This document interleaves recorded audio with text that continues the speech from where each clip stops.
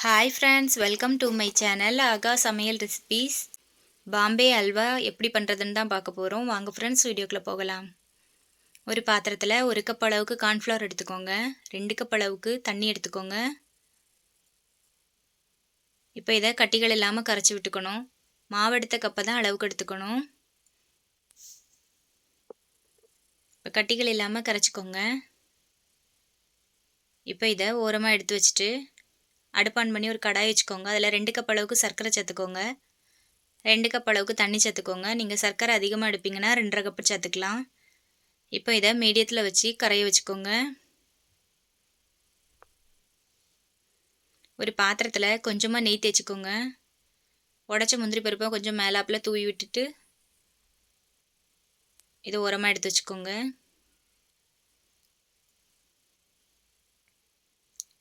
இப்போ சர்க்கரை நல்லா கரைஞ்சிடுச்சு.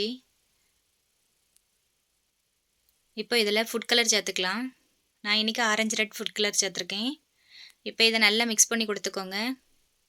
இப்போ நம்ம கரைச்சி வச்சுருக்க கார்ன்ஃப்ளவர் மிக்ஸை இதில் சேர்த்துக்கணும்.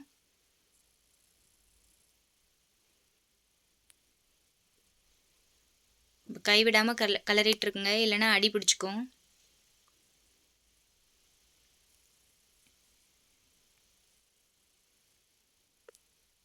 இப்போ ஓரளவுக்கு கெட்டியாகி வந்திருக்கு. மிக்ஸ் பண்ணி கொடுத்துட்டே இருங்க.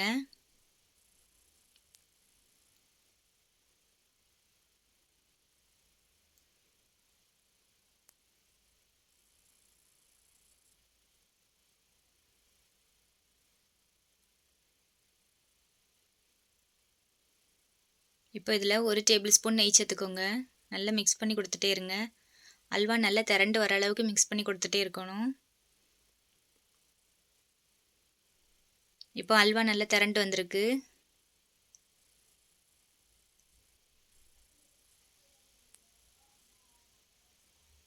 ஒரு டீஸ்பூன் ஏலக்காய் தூள், 5-6 முந்திரி பருப்பு உடச்சி வச்சுருக்கேன், அதை இதில் சேர்த்துக்கிறேன்.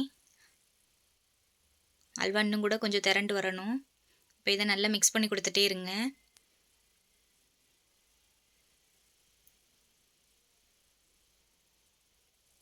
இப்போ அல்வா ரெடி ஆயிடுச்சு. இப்போ நம்ம நெய் தேய்ச்சி வச்சுருக்க பாத்திரத்தில் இதை மாற்றிக்கணும்.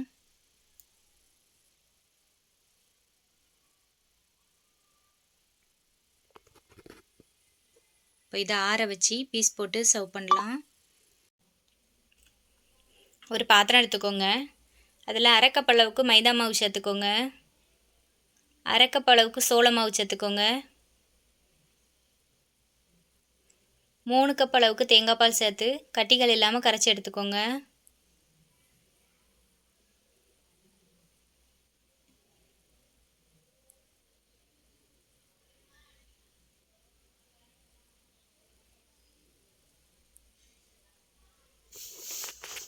இப்போ இதை ஓரமாக எடுத்து வச்சுக்கோங்க. ஒரு கடாயில் 1 கப் அளவுக்கு சர்க்கரை சேர்த்துக்கோங்க. சர்க்கரையை நல்லா கலந்து விட்டுட்டே இருங்க. சர்க்கரை கரைஞ்சி தேன் பதத்துக்கு வரணும், அந்த அளவுக்கு கலந்து விட்டுட்டே இருங்க. இதுதான் நம்ம அல்வாக்கு கலர் கொடுக்கும்.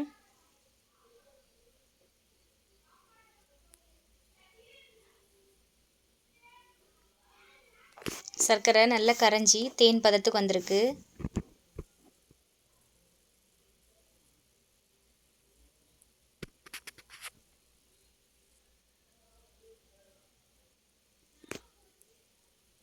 இந்த ஸ்டேஜில் 1 கப் அளவுக்கு தண்ணி சேர்த்துக்கோங்க. கொஞ்சம் கொஞ்சமாக சேர்த்துக்கோங்க. இப்போ இதை கட்டிகள் இல்லாமல் கலந்து கொடுத்துட்டே இருக்கணும்.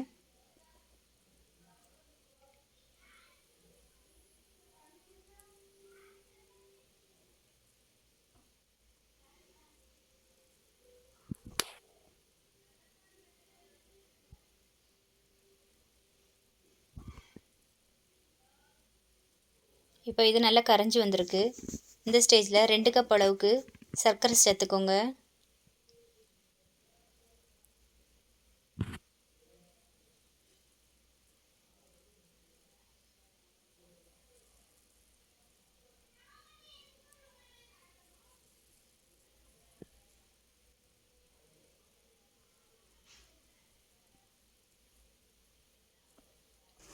சர்க்கரை நல்லா கரைஞ்சி வர அளவுக்கு கலந்து கொடுத்துக்கோங்க.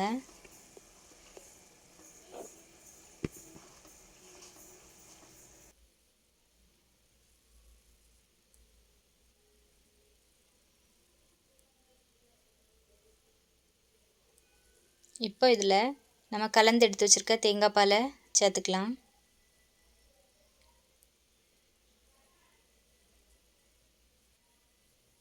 இப்போ இதை கட்டிகள் இல்லாமல் கலந்து கொடுத்துட்டே இருங்க.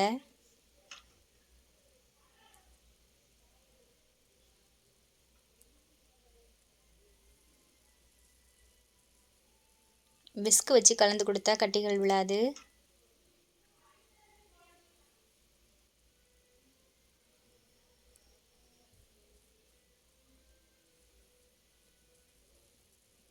பால்வா ஓரளவுக்கு கெட்டியாகி வந்திருக்கு.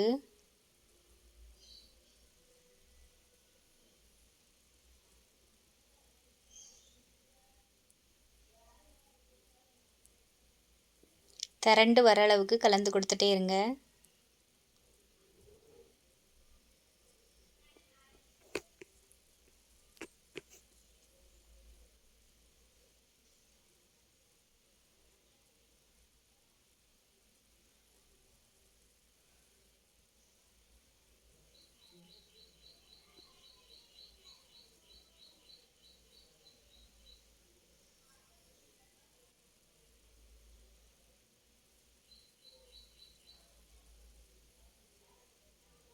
இப்போ நம்மளோட அல்வா ரெடி ஆயிடுச்சு. இப்போ இதை ஒரு பாத்திரத்துக்கு மாற்றிக்கலாம். இதை நீங்கள் வெட்டி குட்டி குட்டியாக கூட பீஸ் போட்டுக்கலாம். நான் இன்றைக்கி பெரிய பீஸுக்கெலாம் வெட்டியிருக்கேன். நீங்களும் இந்த அல்வா ரெசிபியை ட்ரை பண்ணி பாருங்கள். ரொம்பவே டேஸ்டியாக இருக்கும். அசோகா அல்வா ரெசிபி தான் பார்க்க போகிறோம். வாங்க ஃப்ரெண்ட்ஸ், வீடியோக்குள்ளே போகலாம். ஒரு குக்கரில் 1 கப் அளவுக்கு பாசிப்பருப்பு எடுத்துக்கோங்க.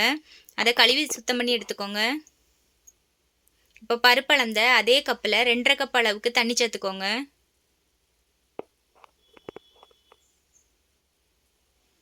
இப்போ குக்கரை மூடி போட்டு 3 விசில் வர அளவுக்கு வேக வச்சு எடுத்துக்கலாம்.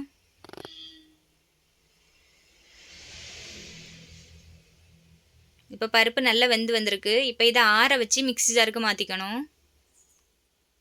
இப்போ இதில் 2 கப் அளவுக்கு சர்க்கரை சேர்த்துக்கோங்க. இப்போ இதை அரைச்சி எடுத்துகிட்டு வந்துடலாம். இப்போ நல்லா அரைஞ்சிருக்கு. இப்போ இதை ஓரமாக எடுத்து வச்சுட்டு ஒரு கடாயில் 2 டேபிள் ஸ்பூன் நெய் சேர்த்துக்கோங்க. 10 முந்திரி பருப்பு சேர்த்து வறுத்து எடுத்துக்கலாம்.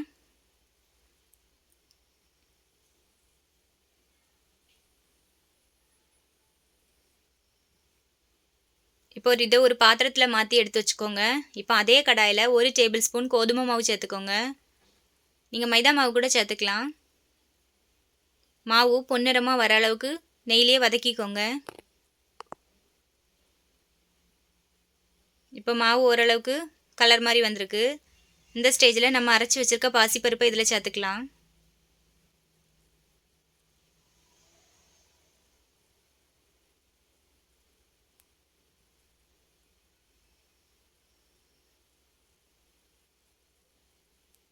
இப்போ ஒரு விஸ்க் வச்சு இதை நல்லா கிளறி கொடுத்துட்டே இருங்க. கலர் மாதிரி வர அளவுக்கு கிளறி கொடுத்துட்டே இருங்க. இப்போ அல்வா ஓரளவுக்கு கலர் மாதிரி வந்திருக்கு.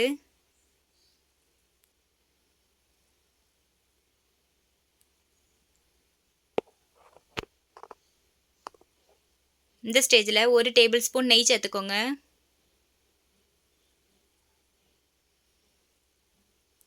இப்போ இதை நல்லா மிக்ஸ் பண்ணிகிட்டே இருங்க.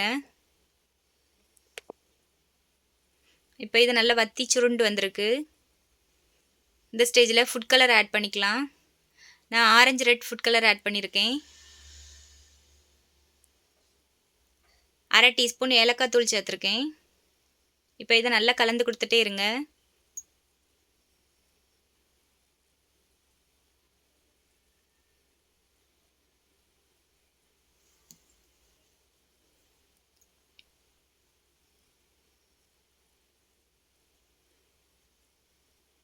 அல்வா இப்போ நல்லா சுருண்டு வந்திருக்கு.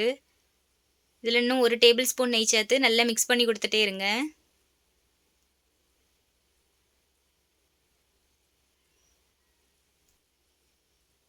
இப்போ இதில் நம்ம வறுத்து வச்சுருக்க முந்திரி பருப்பெல்லாம் சேர்த்துக்கலாம்.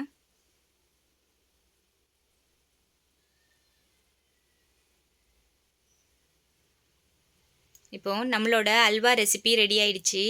நீங்களும் ட்ரை பண்ணி பாருங்கள். இது ரொம்பவே டேஸ்டியாக இருக்கும். ஆனால் பீட்ரூட் அல்வா ரெசிபி தான் பார்க்க போகிறோம். வாங்க ஃப்ரெண்ட்ஸ், வீடியோக்குள்ளே போகலாம். 1/4 கிலோ அளவுக்கு பீட்ரூட்டை தோல் சீவி இந்த மாதிரி கட் பண்ணி எடுத்துக்கோங்க. இப்போ இதை மிக்ஸி ஜாருக்கு மாற்றிக்கலாம். இப்போ இதில் 1 கப் அளவுக்கு தண்ணி சேர்த்து அரைச்சி எடுத்துகிட்டு வந்துடுங்க. இப்போது இதில் இருக்க ஜூஸை மட்டும் வடிகட்டி எடுத்துக்கோங்க. இப்போ இந்த ஜூஸை வடிகட்டி எடுத்தாச்சு. இதில் இப்போது 1/2 கப் அளவுக்கு சர்க்கரை சேர்த்துக்கோங்க. 1/2 கப் அளவுக்கு கார்ன்ஃப்ளவர் சேர்த்துக்கோங்க. இப்போ இதை நல்லா மிக்ஸ் பண்ணி கொடுத்து கட்டிகள் இல்லாமல் கரைச்சி எடுத்துக்கோங்க. இப்போது நம்ம அல்வா செய்ய போகிற கடாயில் இதை மாற்றிக்கலாம்.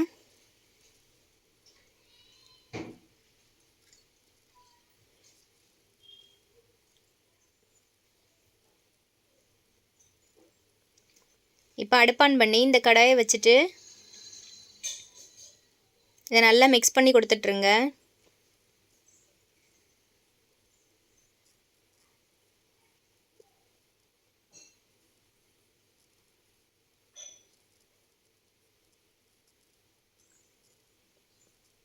இப்போது ஒரு பேனில் கொஞ்சமாக நெய் தடவிட்டு உடச்ச முந்திரி பருப்பு கொஞ்சம், 1/2 டீஸ்பூன் எள்ளும் சேர்த்து வச்சுருங்க. இந்த பாத்திரத்தை எடுத்து ஓரமாக வச்சுக்கோங்க. இப்போ இது கொஞ்சம் கட்டி ஆகி வருது. இனி சுருண்டு அல்வா பதத்தில் வராத அளவுக்கு நல்லா கிண்டி கொடுத்துட்டே இருக்கணும்.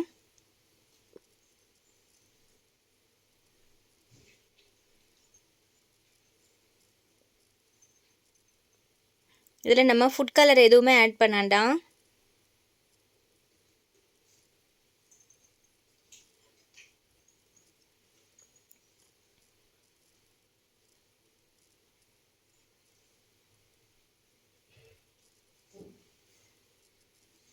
இப்போ இது ஓரளவுக்கு திக்காகி வந்துட்டே இருக்குது. இதை நல்லா மிக்ஸ் பண்ணி கொடுத்துட்டே இருங்க. சிம்மில் வச்சு இனி மிக்ஸ் பண்ணி கொடுங்க. கொஞ்சம் கெட்டியாக ஆரம்பிச்சிருக்கு.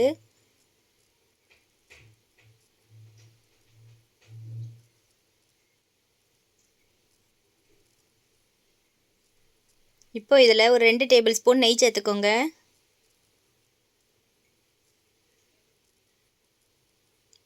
உங்களுக்கு நெய் வேண்டானா சேர்க்க வேண்டாம், ஸ்கிப் பண்ணிக்கோங்க. நெய் சேர்த்தா அல்வாலாம் நெய் சேர்த்து செய்யும்போது ரொம்பவே மணமாக இருக்கும்.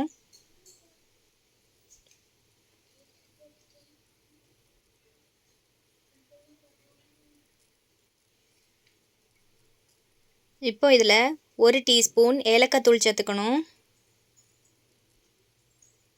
இப்போ இதை நல்லா மிக்ஸ் பண்ணி கொடுத்துக்கோங்க. இப்போ அல்வா கொஞ்சம் திரண்டு வந்துட்டுருக்கு. இப்போ இதில் ஒரு 1/2 டீஸ்பூன் எள்ளு சேர்த்துக்கோங்க. வெள்ளை எள்ளை லைட்டாக சூடு பண்ணி வறுத்துட்டு சேர்த்துக்கோங்க. கொஞ்சமாக உடச்ச முந்திரி பருப்பு சேர்த்துக்கோங்க. இப்போ இதை மிக்ஸ் பண்ணி கொடுத்துட்டே இருங்க. இப்போ நம்ம அல்வா பதம் ரெடியாகி வந்திருக்கு. இப்போ இதை நம்ம நெய் தேய்ச்சி முந்திரி பருப்பு எள்ளு போட்டு வச்சுருக்க பாத்திரத்துக்கு மாற்றிக்கணும்.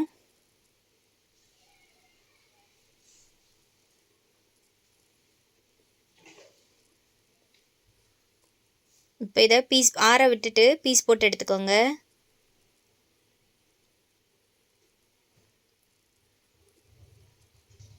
நம்மளோட சுவையான பீட்ரூட் அல்வா ரெடி ஆயிடுச்சு. நீங்களும் ட்ரை பண்ணி பாருங்கள்.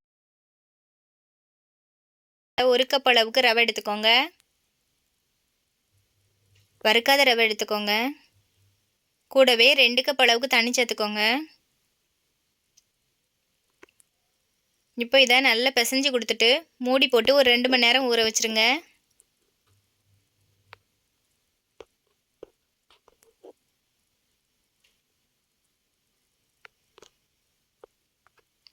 ரெண்டு மணி நேரத்துக்கு அப்புறமா ரவை நல்லா ஊறிருக்கு. இது கூடவே 1 கப் அளவுக்கு தண்ணி சேர்த்து நல்லா பிசைஞ்சு வடிகட்டி எடுத்துக்கோங்க. வெள்ளை கலர் காட்டன் துணியில் வடிகட்டி எடுத்துக்கோங்க. இப்போ வடிகட்டி எடுத்துருக்க பாலை நம்ம கடாயில் சேர்த்துக்கணும். இன்றைக்கி 3 கப் அளவுக்கு பால் வந்திருக்கு.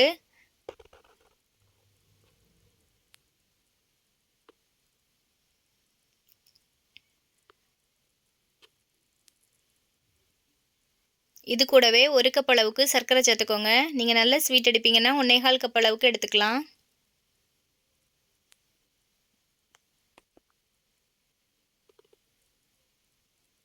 கூடவே 1 டீஸ்பூன் நெய் சேர்த்துக்கோங்க. இப்போ இதை நல்லா மிக்ஸ் பண்ணி கொடுத்துட்ருங்க. கைவிடாமல் கிளறி கொடுத்துட்ருங்க. இது கூடவே 1 டீஸ்பூன் ஏலக்காய் தூள் சேர்த்துக்கோங்க.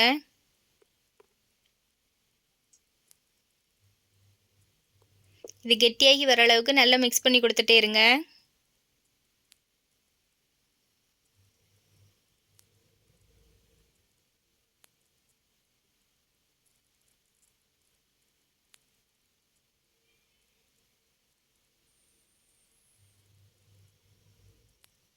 இப்போ நம்மளோட அல்வா ஓரளவுக்கு கெட்டியாகி வந்துட்டு இருக்கு.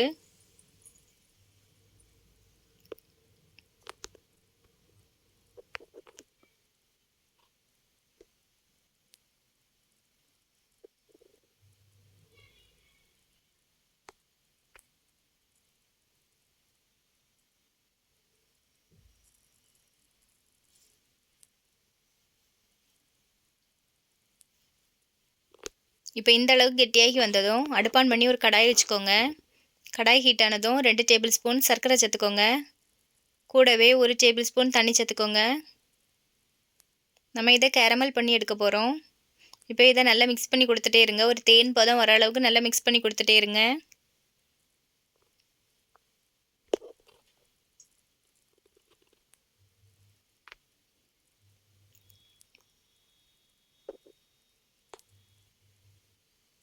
இப்போ இது ஒரு நல்ல ஒரு தேன் பதம் வந்திருக்கு. இப்போ இதை நம்ம அல்வாவில் சேர்த்துக்கணும். இப்போ கேரமல் கரைகிற அளவுக்கு நல்லா மிக்ஸ் பண்ணி கொடுத்துக்கோங்க. இப்போ நல்ல கலர் மாதிரி வந்திருக்கு. இப்போ நல்லா கலந்து கொடுத்துட்டே இருங்க. இப்போ இது கூடவே ஒரு கைப்பிடி அளவுக்கு முந்திரி பருப்பு சேர்த்துக்கோங்க.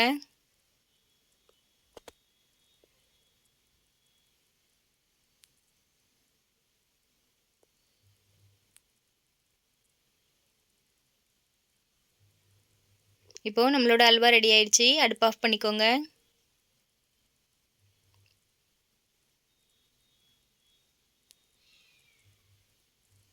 நீங்களும் இந்த மாதிரி ஒரு வாட்டி அல்வா ட்ரை பண்ணி பாருங்கள்.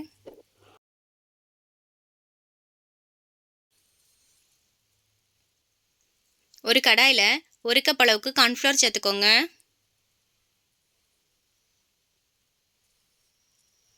கூடவே 3 கப் தேங்காய் பால் சேர்த்துக்கோங்க. நான் மொதல் பால் 2ஆம் பால் மிக்ஸ் பண்ணிட்டு சேர்த்துருக்கேன்.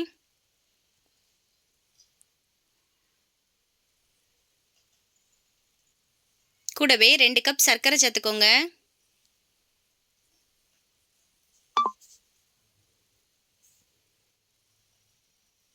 ஒரு டீஸ்பூன் ஏலக்காய் தூள் சேர்த்துக்கோங்க. இப்போ இதை கட்டிகள் இல்லாமல் நல்லா கரைச்சி கொடுத்துட்டு அடுப்பான் பண்ணி மீடியம் ஃப்ளேமில் வச்சுட்டு இதை கைவிடாமல் கிளறி கொடுத்துட்டே இருங்க.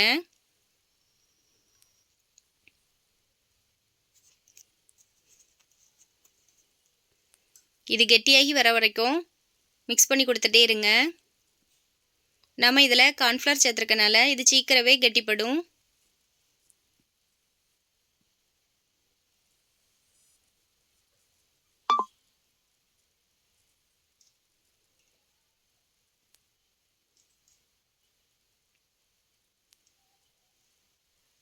இந்த அல்வா ரெசிபி ரொம்பவே சீக்கிரமாக செஞ்சிடலாம்.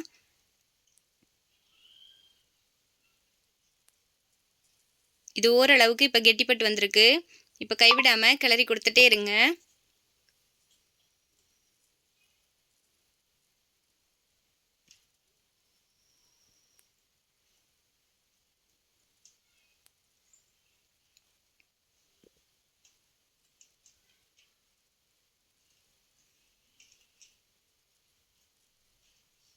இப்போ 1 டேபிள் ஸ்பூன் நெய் சேர்த்துக்கோங்க. நல்லா மிக்ஸ் பண்ணி கொடுத்துட்டே இருங்க.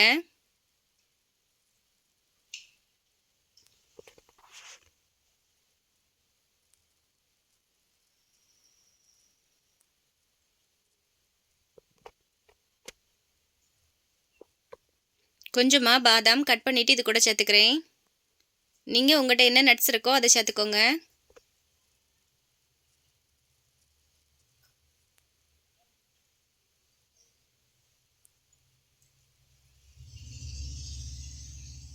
நான் இன்றைக்கி சீவியாக பீஸ் போடுற அளவுக்கு மிக்ஸ் பண்ணி எடுக்க போகிறேன். நீங்கள் இந்த அளவில் சாப்பிடுவீங்கன்னா இந்த அளவில் அடுப்பு ஆஃப் பண்ணிவிட்டு சர்வ் பண்ணிக்கோங்க. எனக்கு கொஞ்சம் கெட்டிப்பட்டு பீஸ் போடுற அளவுக்கு மிக்ஸ் பண்ணி எடுக்கணும்.